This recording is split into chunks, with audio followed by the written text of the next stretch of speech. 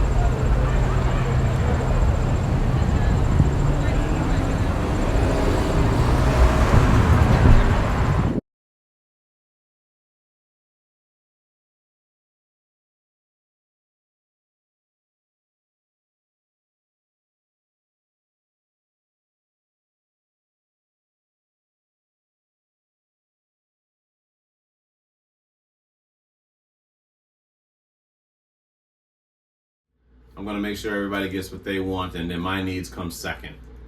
I'm teaching everybody that what I want goes on the back burner. Roll me, Mac.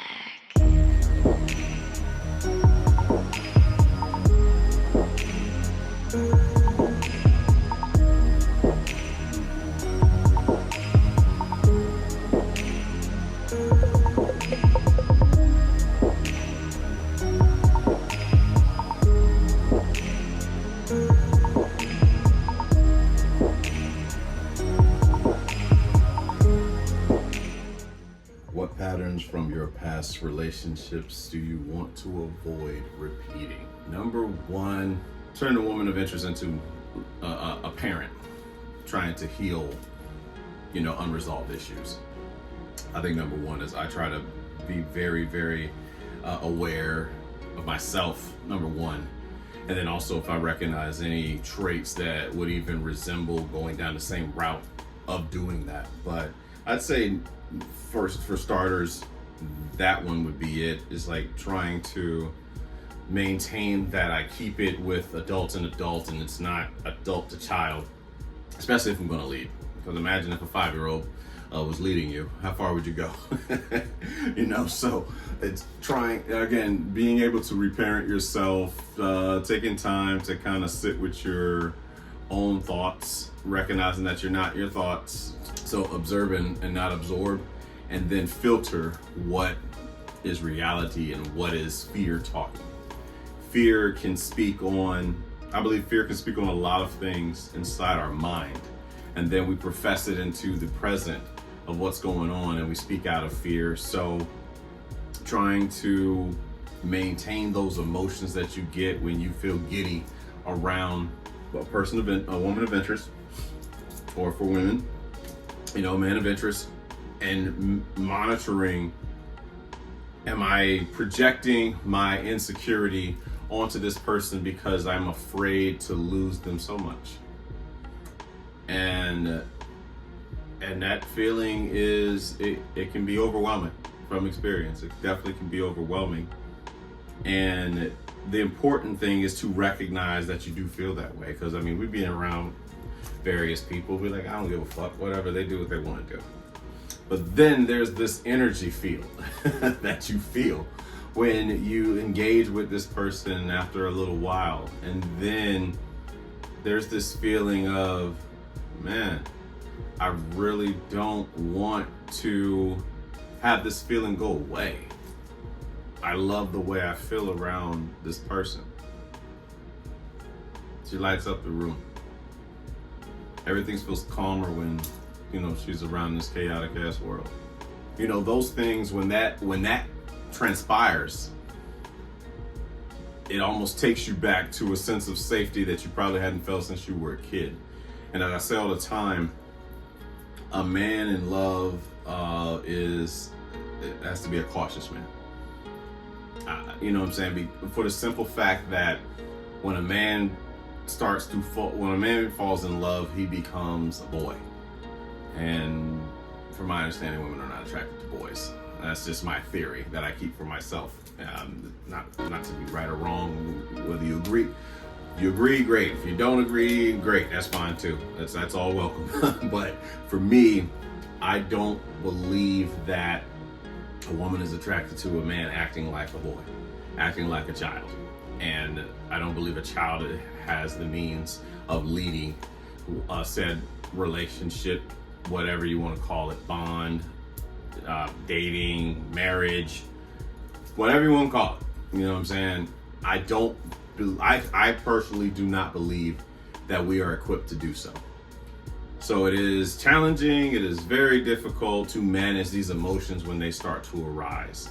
So preventing myself from projecting my insecurity onto this person that I have such an affinity for, I have such emotions and feelings for, trying to learn how to reparent yourself. Long before they even came along, you were trying to reparent, but now because you've swept these emotions under the rug for so long, it was somebody that made you feel safe enough to feel that again, and now you find yourself almost falling in that same pattern. And the common denominator is you, so deal with you. You're not able to control her, so get a hold of you. So dealing with those patterns and being like, you know what, I'm going to manage these emotions. I'm going to recognize that I'm not in control. I'm not in control of anybody else but me. And if the abandonment emotions that come up, the fear from the past, if that comes up, deal the fuck with it, regardless, because no amount of anxiety is going to change what's going to happen. You know what I'm saying? That's a perfect Alan Watts quote that I love. I've been studying a little bit Alan Watts lately. But no amount of anxiety that I have, no amount of fear is going to change what's going to happen anyway. So it's best to just practice some more Fati. Accept things as they are, not what you want them to be. Sometimes it's what you want, desire. Sometimes it's not what you want, aversion.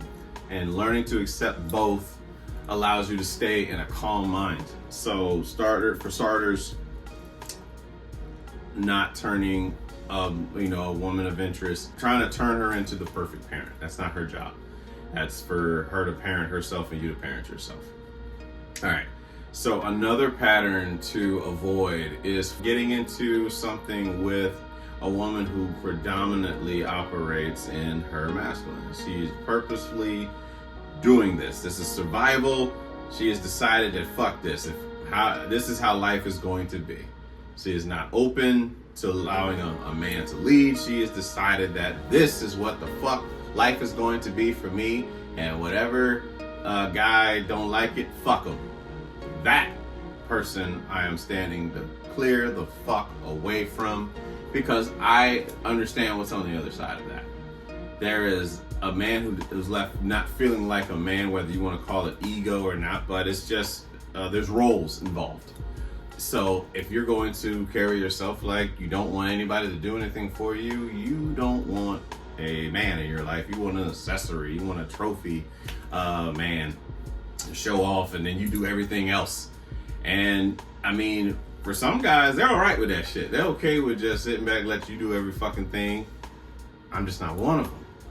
And I know what it's like to be in that shit, and then to have it turned around on you, and that resentment from doing everything is now being projected onto me, and it kills attraction like a motherfucker on both sides.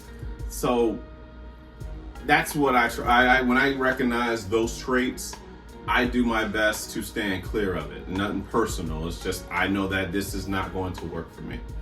I do not want this. I do not want to be with a woman who is hell-bent on doing everything in the bond, in the relationship, situationship, datingship, friendship, battleship, all the ships. She wants to do every fucking thing. I am not a fan of that. I wouldn't want that for her. And to me, it's a trauma response. And, kettle calling the pot black, me responding to the masculine energy is a trauma response as well. And I just believe it doesn't work well. It doesn't work well for me, So I would do my best to try to avoid that to the best of my ability. I'm going to avoid putting myself in a situation with a woman who is hell-bent on continuously living off her survival, her survival skills. And again, knowing that she does not really want to do all this shit, but she continues to do all this shit. So you end up with the guy that's comfortable with you doing all this shit. You pay for vacations. You pay when y'all go out to dinner. He's borrowing your car. You might even pay his child support. The list goes on of what is to be had in that type of situation. For responsible men, for stand-up guys, that is not going to work. And I stand by that. It is a respect thing on both ends. And it's just a clear sign of like a sign on your forehead that says, stay the fuck away from me, because I am going to project a lot of unresolved anger, frustration onto you that you did not cause. Perfect song, Usher's album, Paying for His Mistakes. Google the song, YouTube the song, Apple Music the song, Usher's song, Paying for His Mistakes. His Mistakes is the name of the song. Listen to the damn song, damn it, is what I'm trying to say. And another pattern that I do my best to avoid repeating in relationships is being that people pleaser. Saying yes to things that I really want to say no to. And being okay with that too, because I spent a great deal of my my life trying to make sure everybody around me was good. It was on me. I took that upon myself to become the warrior, the survivor. I'm going to put it all on me. I'm going to make sure everybody gets what they want, and then my needs come second. I'm teaching everybody that what I want goes on the back burner. And people pleasing leads to resentment and doing things that you really don't want to do. So once I realize that I don't want to do something, I'm not going to do it. And I'll accept the fate that comes with that. But I'm not going to people please anymore. I do not care how that goes in the end. But I want someone to understand that when I say yes, it's an honest yes. And when I say no, it's an honest no. I'm not going to be fickle about it. Your attitude, I'm not responsible for your attitude. Your response to what I'm sharing is all on you. And same for me. If I don't like the answer that I get from you, I have to accept that. I have to hone in my tantrum if it comes to that.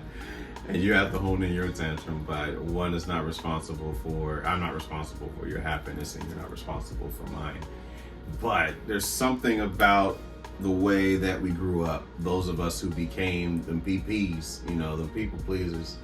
When you become a PP, there's this thing of, if I give them what they want, then they'll give me the love that I desired all my life. And that's not how it works. Takers don't have limits. Takers don't have limits. And givers have to learn how to establish limits, have to establish healthy boundaries with people. And it's challenging. It's very challenging to do so.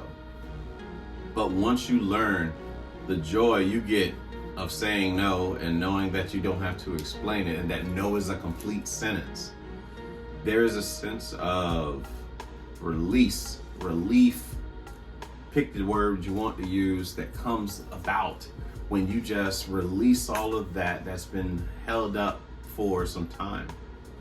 And you believe that somebody's going to take love from you. And I repeat, from the Mastery of Love, your kitchen is full. So a person trying to use manipulation, trying to, you know what I'm saying, maybe even gaslight at times, but a person that wants to remove love from you on a strength that you said no about something.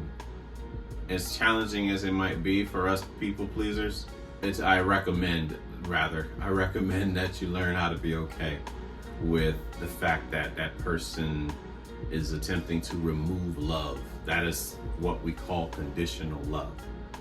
That is an example of conditional love. Some of us have seen that from family. Some of us have seen that from so-called friends. Some of us have definitely seen it done on a work time, on a work issue where your boss might have wanted you to work overtime, and you really didn't want to work that overtime. So then they started, you know what I'm saying, treating you a certain way because you didn't want to work the overtime, but it was not mandatory for you to work the overtime or do something like that. You know what I mean? Like that to me is something that we have to be very mindful of, and as far as like how we treat people, and having that courage to manage our own emotions and be okay by yourself. To know that the love you have already by yourself is enough. To know that your kitchen is full. You know, the example from the book Mastery of Love is like, if you believe that your kitchen is full and I come to the door and I have a pizza and I'm like, you can have this pizza if you do this for me. That is conditional love. Your kitchen is full. If you know that your kitchen is full, you believe your kitchen is full, you ain't sweating this shit. But if you believe that you are incomplete, that you are broken, and that this pizza is somehow going to seal that crack in you, you'll do just about anything to get it. And I know a lot of us people pleasers have fell for that trap in life. And I'm very grateful for learning how to manage that feeling, and in hopes to teach myself how to love myself better, as well as be an example to somebody else who might have been in that same scenario. And because you're not alone. There's many of us who have thought that we had to do something that they wanted us to do, but we don't have to. We are enough, and that's power. I wish that those that were in charge of us taught us how much power that we have, and that when we people please, we give that power away. But if you knew how powerful you were, you wouldn't just think every thought that you do. You wouldn't just say every word that comes out of you, that comes to your mind. You would move a little bit differently. You would carry yourself a little bit differently. You wouldn't watch certain things anymore. It would be out of your diet. You know that the power of thought, in which it does, because we become what we think about. So having the sense to not bring that energy around you, I find it to be helpful, very helpful in not going down a familiar path of people pleasing. So those three things, I will say, those patterns that I do my best to avoid when it comes to relationships.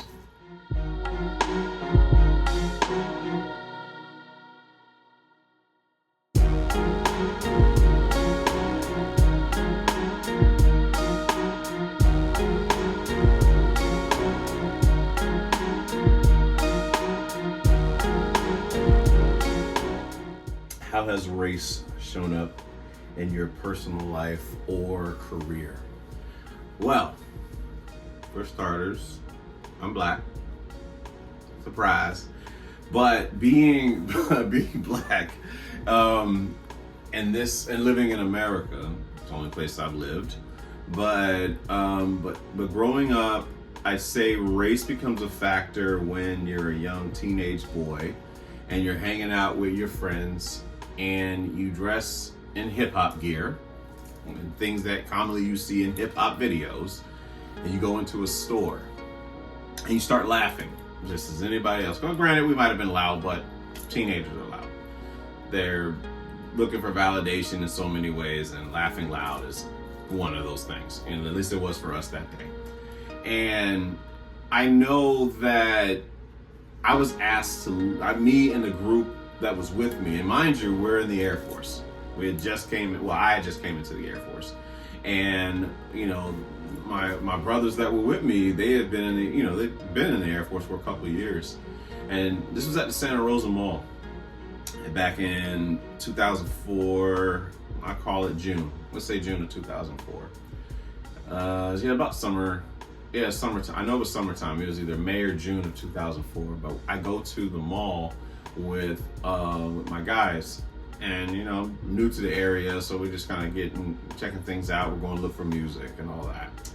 I forget what album had just came out, but we go into FYE.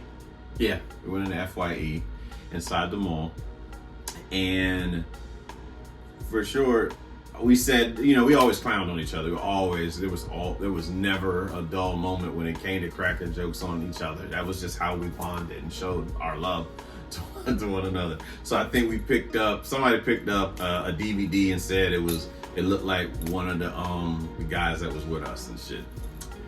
When I tell you we busted out laughing. And then a couple seconds later, this young kid, and I believe his manager or whatever, comes up to us and he asked us, he's like, yeah, you guys gotta leave the store. And it was like, for laughing? I could see if we were causing a disturbance or something and tossing shit around, being unruly inside the store, but we were just being young kids, late teens, and we were asked to leave, unconscious assumption because we were black, and having fun. That to me is one of the ways that race has shown up in my life. Certainly wearing certain clothes, getting profiled that you are a gangbanger or whatever it is, you know what I'm saying? Back in the days when you used to try to get into the clubs wearing, just street gear versus a button up and stuff. You were like, a lot of the rules that were there for banning clothing was very similar to what would be worn by a certain group of people, a certain group of men, black men. No backwards hat, no white tees, no baggy jeans, no sneakers, you know what I'm saying? And I get it now on another level, but I also take into account that too, mind you. It's not, I would say it's not 100% foolproof, but I can just about bet that it was to gear a certain type of crowd out. And when I was that age, I didn't understand it. I mean, I get it now, but it's just a shame that it had to come to that, And I look at a situation where I'm in the Air Force and a sense of prejudice. I'm not going to call it racism, but I'm going to call it being prejudiced. And it was a Christmas ball, Christmas dinner on base, and I'm there with this this white guy. He's a chief or whatever, sitting next to me. Now, mind you, a senior master sergeant is across from me. He's like our management or whatever. And he also is black. So we're sitting there talking. The chief is just talking with us. I'm young and I'm just running off at the mouth, just talking. And we just so happened to talk about the food. The food was good. I told we tore it up. And I'm sure I've shared this before, but I'm sharing it again for this particular topic. But I was talking about, I was raised, to finish my food, some shit like that. I said something of that nature. And without skipping a beat, this white chief master sergeant says to me, I bet you grew up with a lot of brothers and sisters. Based on what? And, I was kind of like responding to it. And then the senior master sergeant, he starts tap dancing for the chief. And was kind of like, I don't know, trying to get me to not respond to him, even though he had just attempted to be, I would say that was an ignorant statement to make. You know what I mean? That was an unconscious assumption on his part that I grew up with a bunch of brothers and sisters. I have one brother. Like this concept that you come from like a big ass family or something like. And I'm saying there's not situations where that is very true, but to assume that based on me saying I was, taught to finish my food and stuff like that. And granted, that's his experience. I know that now as somebody who is very detached from just about everything. If I can help it, I try to detach from things so that I can see things from other perspectives. But for me, that was a very ignorant statement to make to such a young airman that you are to be an example for. To be that older and to speak that ignorant to me was telling. And that's the thing, when people say ignorant shit, it doesn't reveal your ignorance, it reveals theirs. And he didn't know any better. Let's call it that. He didn't know any better. I mean, even if you made chief, it doesn't mean that you don't say ignorant shit. Because he did. So that, I look at that from like the job standpoint. And then when you carry yourself a certain way, because I've worked with a lot of black women who I deem to be like, yeah, these are my sisters. We grew up with each other in our career field. And I saw how they would be treated once they had pushback as far as how they used to speak to management. And they had sense. You know what I'm saying? Like, it wasn't on some, I would say, down outright being disrespectful shit. It was literally coming with sense when they would speak to management, and they would kind of treat them a certain way. They would come at them a certain way. They would make certain comments about them. They make comments about women in general, but they make comments about them being black women in general. You know what I'm saying? And we dealt with it in our own way. You know what I mean? As far as like how that was addressed. But there definitely was like some tension going on. And they were treated that way on the strength of them just being black women. And that's where we had to form like a united front and protect ourselves, and which we did, as far as like talking to management and how we talk to management. But I certainly know that when you try to use, let's just say, how you would talk in the streets at the job, at certain work environments, you're definitely treated a certain way. And I don't believe I don't find that to be fair. You may speak in, you know what I'm saying, like in your country slang.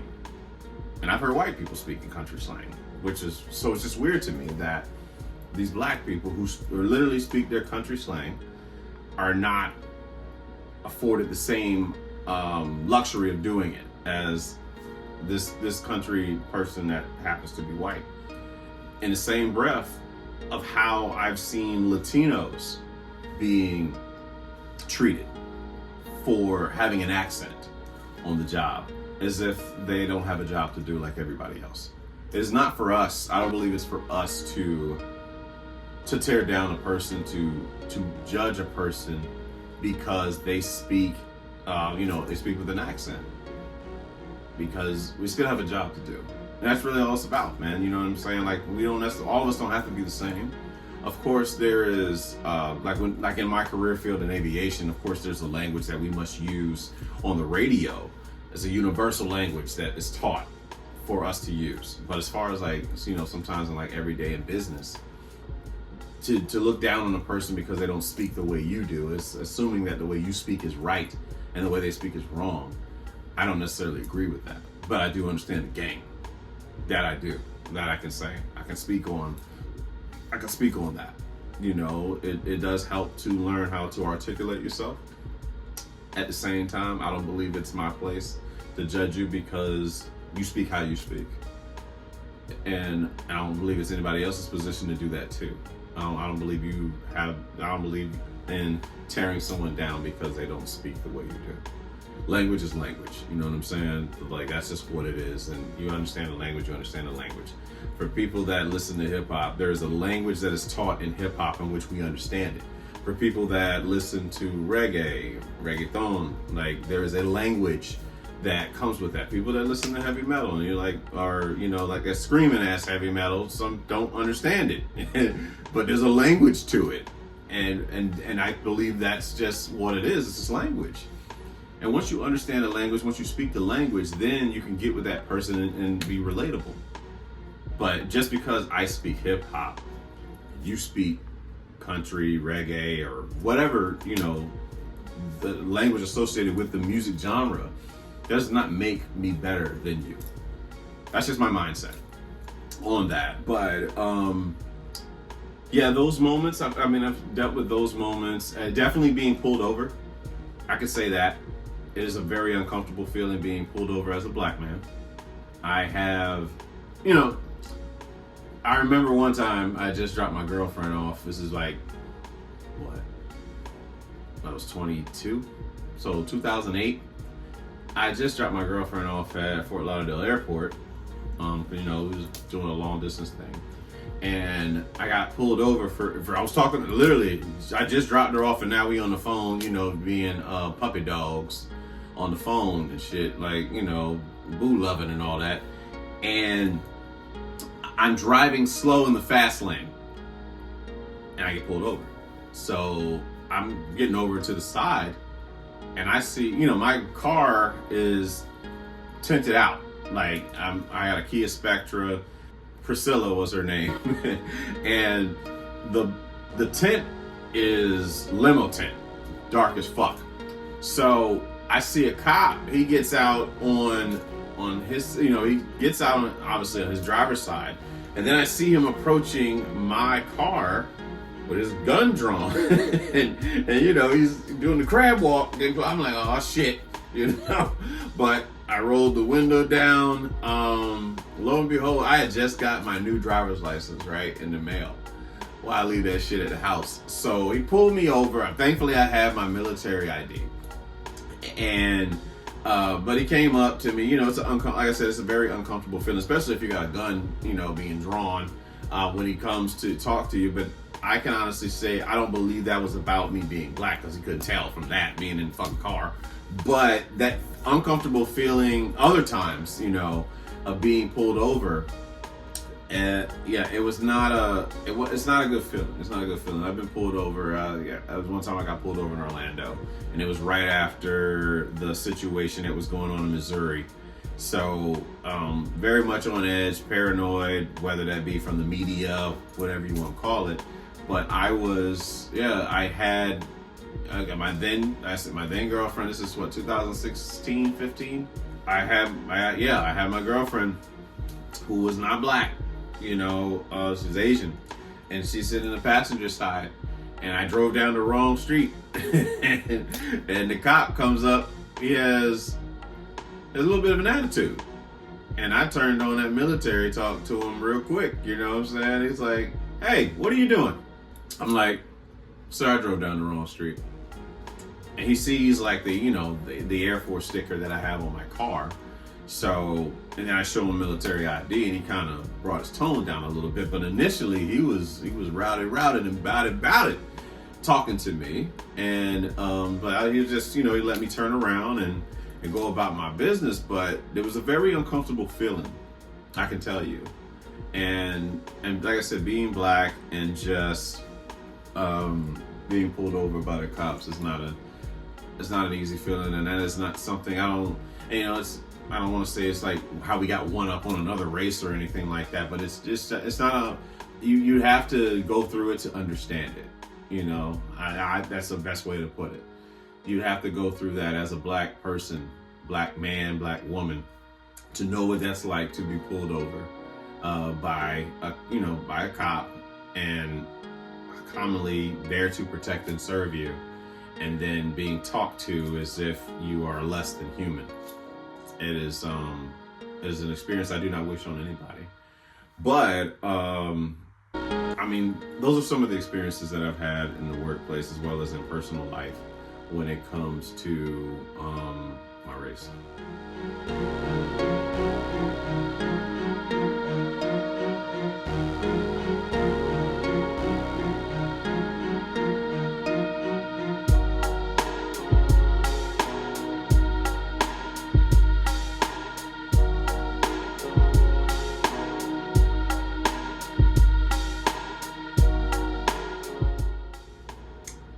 What is a guilty pleasure movie you know is bad but love anyway? Office Christmas Party. Yeah, Office Christmas Party might be one of the worst films. Just lines landing, some stuff is just, it just leaves you in like, what the fuck was that supposed to be? But when Christmas time comes around, I probably watch it at least 20 times because now I love it because it's so horrible. Honestly, and certain things become funny after you watch it from time to time, and I found it to be hilarious. It's definitely a staple now for me. Whenever the holidays come around, as soon as November hits, that's when I get my Christmas on. It's Halloween to Christmas for me. Fuck Thanksgiving, wearing the leaf shit, whatever, that fall stuff. I'm Halloween, Christmas time.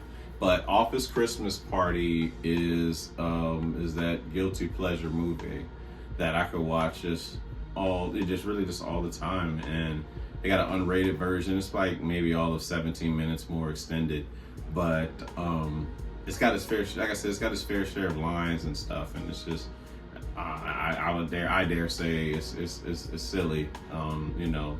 Like the first time going to see it in theaters, it was not the spot. It was not hot to me at all. But to watch it outside of the theater, something caught on, and I just started watching it over and over again. So my guilty pleasure movie is Office Christmas Party.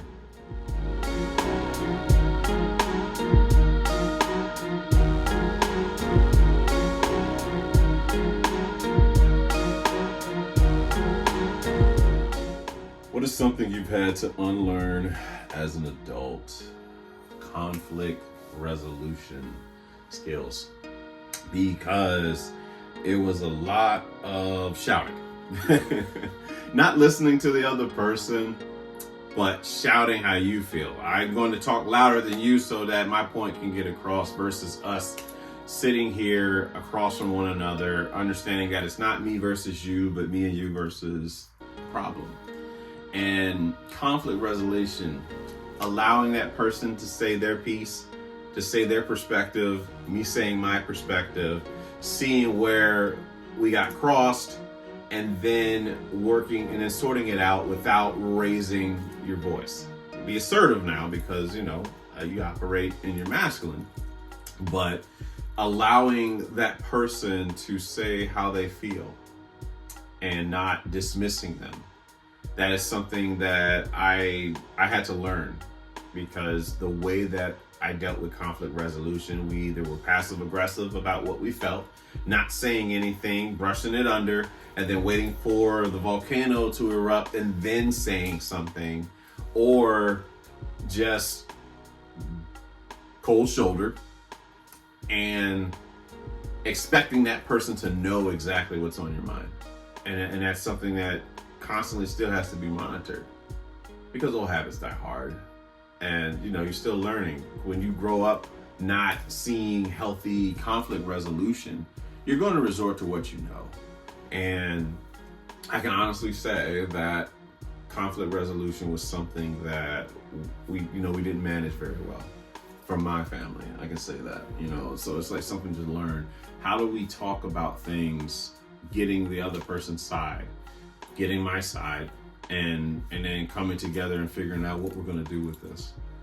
That was something that had to be taught. It was a lot of, yelling.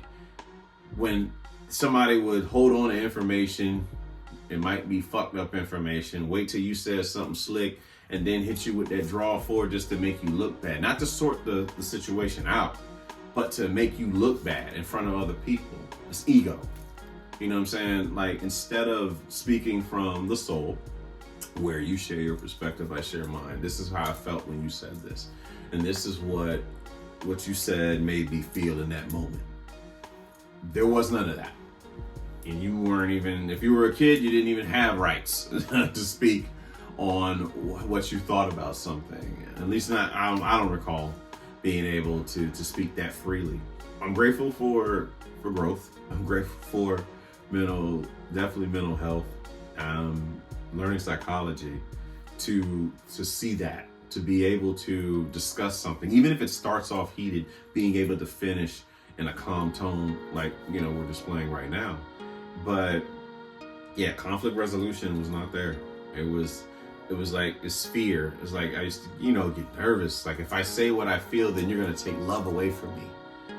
But sometimes you got to get that shit out. And fear of saying what you felt led to people pleasing. So I bit my tongue on a lot of things. I just took whatever was done to me because I didn't think people cared about how I felt. And I know throughout my life, I definitely have avoided a lot of energy because I didn't believe that my voice mattered. And even to this day, I know how I am. If I feel like I don't matter to you, and you've shown, and as far as your actions have shown me that you could give a fuck less about how I feel about something, I have no use to speak with you ever again, to continue speaking with you, to reach out to you. I refuse to do it. I'm not going to waste my words on someone who does not value them. And that's okay. If you don't value them, I just won't. I don't have to deal with you. That's a choice I get to make. And I'm grown now. Now I don't have to indulge in unnecessary conversations with people who don't value what I have to say.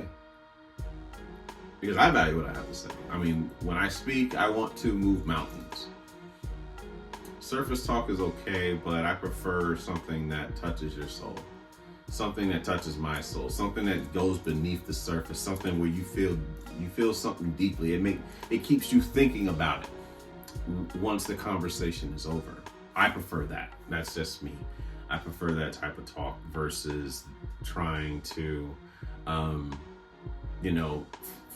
forcefully have a conversation with someone that I genuinely do not want to speak with. And I mean, work is a different thing. Of course, at work, I mean, even then, I don't do fake laughs. I don't do I'm not laughing at your joke if the shit ain't funny. I've seen that. I've seen people do that at work. And, when they go to restaurants and shit, they fake laughing with a waiter or some lady that tried to force you into a conversation standing in the grocery line, checking out. I'm not a fan of that. I don't laugh unless the shit is funny. And sometimes, even when it's funny, I don't have to laugh. I'll be like, you know what? That's some funny material. And I mean that. I'm not being sarcastic. I literally am like, I have this respect for comedy. And I'm like, oh, that was a solid joke. That was a great joke that you said.